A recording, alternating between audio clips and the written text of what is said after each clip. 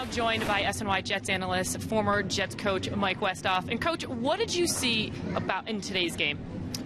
There's so many things that you want to be happy and proud and excited about, but yet if you look at the big picture, the Jets should have pounded them today. Look at the numbers and the statistics. The penalties were really disturbing to me, and I felt the first half score should have been 21-7. Geno telegraphed one, and Woodson made a great interception. You have to give him credit for that play. But there's a drop ball in the end zone right off the bat with Salas. Cumberland drops one, and of course Geno fumbles on the 2-yard line. They should have all been scores. I love the fact with the two running backs that we have, who are, in my opinion, really good football players. Ivory averages over 10 and Johnson averages over 5 yards. The Jets pounded them running the ball. On the other side of it, Oakland couldn't run from me to you. I mean, they just didn't run the ball at all. And they really, the Jets' corners, for all the criticism and all the, not criticism, but questions, actually held up really pretty well. Jets applied enough pressure. They put enough pressure on Carr. They didn't have all day to throw the ball, and it let the Jets' cornerbacks get settled in and make the play. But what I liked, the fact that they did, and particularly with Allen and Walls, is they came up and tackled.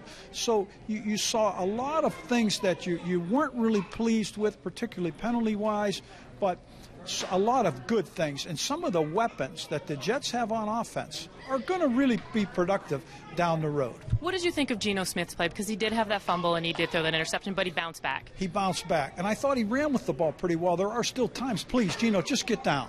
Just get down. He really telegraphed one that was picked off. But, that's one of the best center fielders that's ever played the game. He really is a good football player.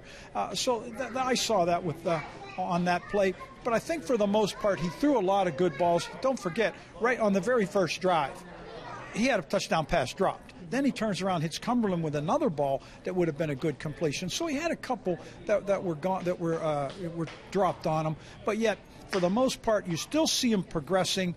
I did get a little bit nervous when I saw the turnover and the interception. But yet, I love the way he bounced back. He fought back into it. But he does have more weapons than they've had in the past. And real quick, tell me what you thought of the play of Antonio Allen playing corner. I give him credit. And you know what? I really did like what he did. I love the way that he came up and tackled, because they were trying to throw the ball in front of him and get him isolated one-on-one. He stopped every one of those plays. Not sure he's going to get beat, but a lot of corners will get beat. I'm hoping that someone is in there right now talking to D. Milner and tell him to get out on the field and let's get going and get this group going. Because if everybody comes in order, in sequence, this is a good defensive football team.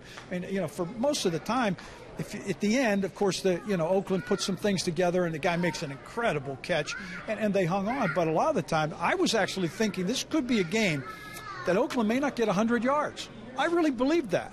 And so hopefully they'll put all this together, get Milner back in the fold, get these guys going. But I liked what I saw out of Allen. He showed a lot of courage for being stuck out there, out of position, on an island, and I thought performed very well under the circumstances. All right, thanks, Coach. And they're going to need Milner back next week when they play Green Bay. They need everybody.